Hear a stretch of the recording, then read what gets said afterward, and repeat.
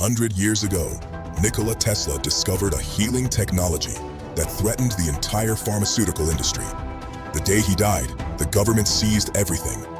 For 100 years, this technology was hidden. Until now, plasma is back. Tesla Club, tzla.club. Assassination attempt number 3 in relation to Trump at the White House Correspondents' Dinner at the Hilton Hotel in Washington. I remember seeing the first attempt at Butler when it had all the look of a theatrical performance. The whole thing, none of it made sense. But it got tremendous support for Trump. It's when Elon Musk came in and the Silicon Valley oligarchs in all their support for him. Oh, he's such a brave man and all that stuff. So what I'm doing is I looked at it and I thought, this don't seem real to me. The way the people around him, the Secret Service people around him, suddenly opened up. I mean, there could be other shooters. There's already been one.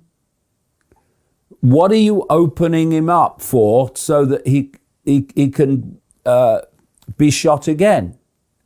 But what was that? What happened as a result? What they call in filmmaking the money shot.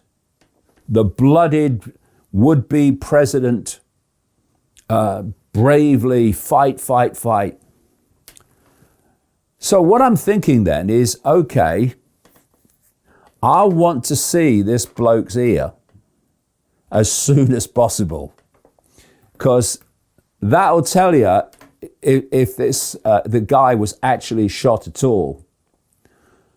Well, when he revealed it, and he revealed it far too early, by the way. You remember when he came on at the Republican convention, because it was just before the Republican convention, so he could come as a hero, and he had this white bandage on his ear, and all the people in the audience, or lots of people in the audience, not all of them, they were wearing a bandage in sympathy. I mean, oh. And then the bandage came off at some point, quite relatively soon after the event.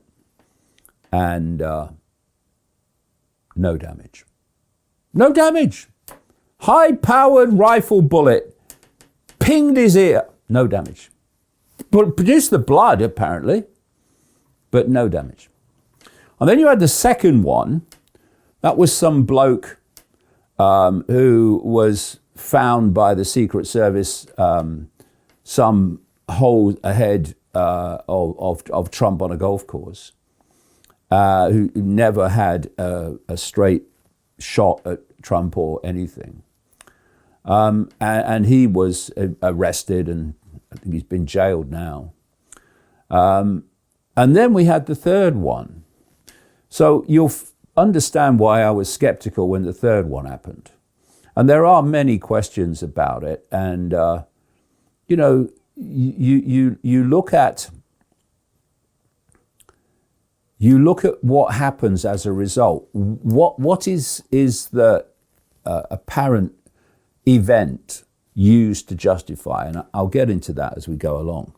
Anyway, the government have released this footage of a police officer with a dog, apparently talking to this guy. This guy walked into a room, and this guy, the police, then he's having a chat. You couldn't see the guy, but you could see the police officer and his dog. And then, for some reason, the police officer turns and goes about his business, and the bloke runs out with a gun. Now, there's great question as I record this, because it changes all the time, on whether the guy actually shot his gun, And also, he was nowhere near the hall where Trump and this dinner was going on. Apparently, about 4 or 5 shots were fired, none of which hit this guy who was called Cole Thomas Allen. Now, if you are coming into somewhere with a gun where the president is, etc., at least on another floor, but in the same building, then what would normally happen is they'd shoot you. Well, probably dead. And then people would go, oh yeah, well, you can understand that, why they would do that. Yeah, okay. But they didn't. These shots were unleashed, but didn't hit him. And they caught him alive. And the other thing about this stuff, and it's kind of always missed, you must always play it across the ability to mind control people. Doesn't mean that everyone who does everything is mind controlled. I'm saying it has to be taken into account as a possibility.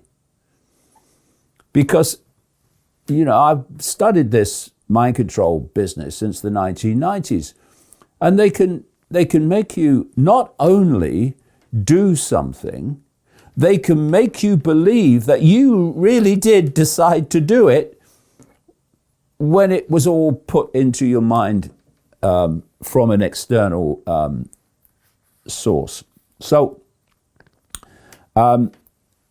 there's questions about whether he actually fired the gun currently. And also, his lawyer approached a judge, who I think, you know, made a judgment in their favor,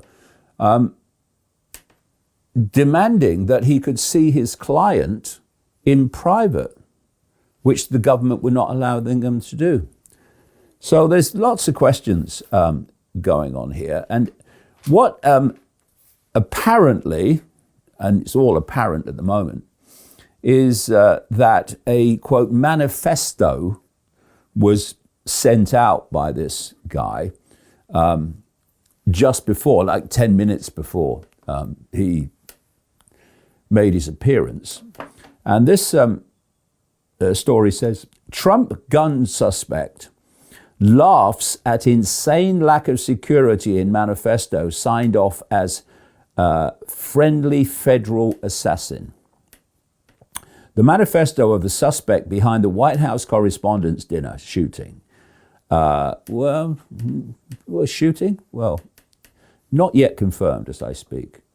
Was signed off as the friendly federal assassin. The suspect has been identified as Cole Thomas Allen, 31, from Torrance, California. He's facing 2 firearm-related charges. It says after opening fire near the room, but that's under question as I speak. And several, he's supposed to be targeting Trump and several other high-profile cabinet members. And he's believed to be a teacher from California, but his motive for the shooting remains unclear. He was apparently Teacher of the Month in 2024. It's all very strange. In his manifesto, which was apparently sent to his family, who reported it to the police, the story says, he revealed he was hell-bent on killing the Trump administration officials in order of importance, but didn't include FBI Director Kash Patel on that list. Now, I mean, he might be naive to the nth degree, but if you're going to run towards a president and his cabinet, although he didn't get very close, well, you don't expect to get very close, do you?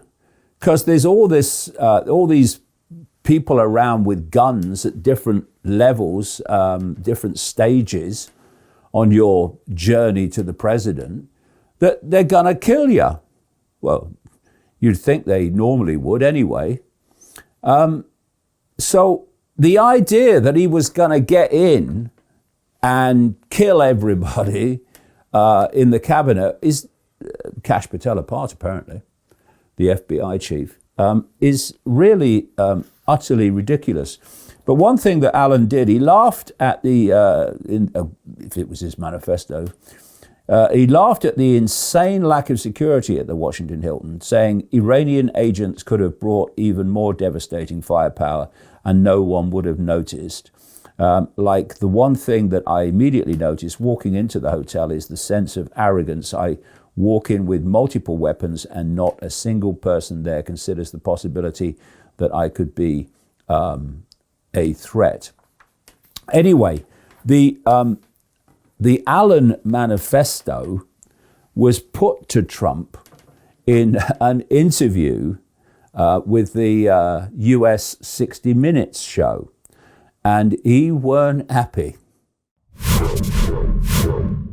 The so-called manifesto is a stunning thing to read, Mr. President. He appears to reference a motive in it. He writes this, quote, administration officials, they are targets. And he also wrote this, I am no longer willing to permit a pedophile, rapist, and traitor to coat my hands with his crimes. What's your reaction to that? Well, I was waiting for you to read that because I knew you would, because you're horrible people, horrible people. Yeah, he did write that. I'm not a rapist. I didn't rape anybody. But, do you think he was referring to you? Excuse me. I'm not a pedophile. You read that crap from some sick person. I got associated with all stuff that has nothing to do with me. I was totally exonerated. Your friends on the other side of the plate are the ones that were involved with, let's say, Epstein or other things. But I said to myself, I'll do this interview and they'll probably, I read the manifesto, he's a sick person, but you should be ashamed of yourself reading that because I'm not any of those things. Mr. President, and I was never, words. Excuse me. You shouldn't be reading that on 60 Minutes. You're a disgrace. But go ahead, let's finish the interview. The other thing that he wrote in You're disgraceful. It was pointed out that there was a very strange posting a few years ago in which the assassin's name was mentioned, and no one seems to know why. I'll give you the background. An X account run by a Henry Martinez posted the alleged shooter's full name, Cole Allen, all the way back in 2023. And it is the only post that this account has ever made. Nothing before, nothing since. Just one tweet naming the gunman 3 years before the attack. But the writer says it gets even wilder. A Henry Martinez published research at NASA in 2014, the exact same year that Cole Allen interned with NASA. Same name, same institution, same timeline, one account, one post, one eerily precise name dropped years in advance. And what that's about, well, answers on a postcard, please. The other thing that people pointed out is that when they reacted to what was happening outside the room, they took J.D. Vance out, the vice president, first, and then went for Trump, when protocol says it should be the other way round. And the other thing is that they've taken Trump out eventually. By the way, he fell over and then said in a later interview, I didn't fall over, they told me to get down. No, you fell over, you can see it. But the point is, you're hearing there's a apparent shooter outside the hall, And so what would you do with the president? You'd take him way, way out of harm, way out of the situation. But you can see pictures of Trump standing behind the curtain, just behind the curtain where they've just taken him from his seat, watching it all happen as people ran from the hall. It's a really bloody strange one. And then, on the basis of, if you want to know why something happened, look at what's justified as a result of it happening. And one of the things, only one, I'll come to some others, was Trump's ballroom. Suddenly, the whole response to this situation was, see, if we had the ballroom on the White House, then it would be safer for everybody, because they want some bloody bunker underneath it, some military bloody bunker. And so what's been happening is there's been a lot of pushback. You remember Trump, overnight just demolishes the bloody east wing of the White House without any permission. And now he wants to build this ballroom, but he's getting pushback on it. And so he's been using this happening at the Hilton Hotel to justify the whole ballroom thing being pushed through. And indeed, the public purse paying for it now. So he was ushered out, then watched it all unfold from behind the curtain, and then has a press conference at the White House responding to what had happened. And the point he was making is, you see, it's the ballroom. We must have the ballroom. This is what he said. I didn't want to say this, but this is why we have to have all of the attributes of what we're planning at the White House. It's actually a larger room, and it's much more secure. It's drone-proof, it's bulletproof glass. We need the ballroom. That's why Secret Service, that's why the military are demanding it. They've wanted the ballroom for 150 years for lots of different reasons, but today's a little bit different, because today we need levels of security that probably nobody's ever seen before. And just by coincidence, you had Trump sycophants and Israel gophers like Lindsey Graham, Senator Lindsey Graham, calling for the ballroom to be built and using public money to do it. But you had all these so-called MAGA influencers, sycophants again, who just promote Trump, whatever he does, whatever he says. And streams of them, what you're seeing is only some of them, streams of them immediately responded with, see, it means we need the ballroom. We can't stop the ballroom anymore. Yeah, that's the first thing you'd think of, isn't it? You know, let's have the ballroom when something like that happens. But these MAGA influencers, they're all coordinated. It's pathetic, you know.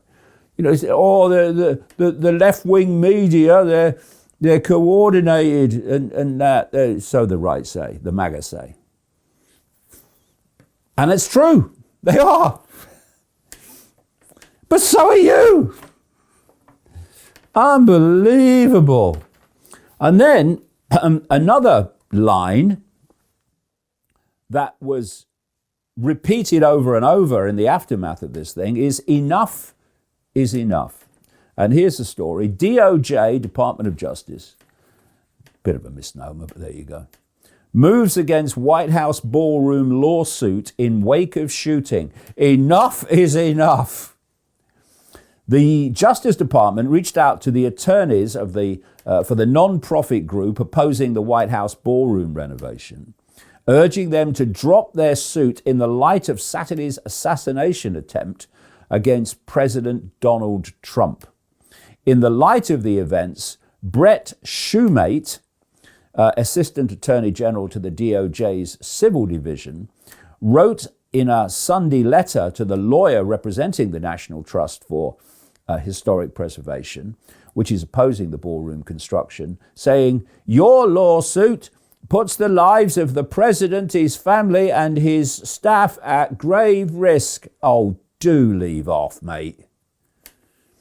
"I hope Saturday's narrow miss will help you finally realize the folly of a lawsuit that literally serves no purpose except to stop President Trump no matter the cost," Shumate wrote. "Enough is enough," the attorney continued. Okay, so enough is enough. That was a theme immediately after this happening. The White House posted, "Enough is enough," along with a Trump quote about hate speech.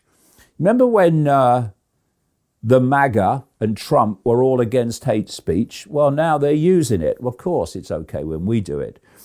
Enough is enough. That was a MAGA theme all week when they were trying to get Jimmy Kimmel fired, the late night talk show host with ABC, because Trump wanted him fired. Then we had Erica Kirk. She left the Hilton Hotel in tears. She always seems to be in tears whenever the camera's around. And she also noted that enough is enough in a post over the alleged shooting. And then we had this. Trump uses correspondence dinner shooting to justify expanding spying powers as deadline nears. Section 702 of the Foreign Intelligence Surveillance Act is set to expire, and the president is claiming Saturday's shooting proved the safety of our nation depends on the program. This is the anti-surveillance president, right? Is he the same president who was anti-war? Oh, yeah, he was, yeah. An exchange of gunfire between an armed suspect and law enforcement outside the dinner, that's in question as I speak, came days ahead of a deadline for extending far-reaching government surveillance powers. And President Donald Trump wasted no time in claiming that the attempted attack on the event proved that the FBI must be permitted to spy on Americans without obtaining warrants. There you go. He also used it to attack the No Kings protests, these millions of people protesting against Trump. And, you know, the whole idea of having a president to protect privacy and freedom. If you want to read more and watch more of my content, then go to the description under the video where you can buy my books. The latest one is The Roadmap, where you can get tickets for public events, and how you can subscribe to a fantastic video channel called Iconic, iconic.com.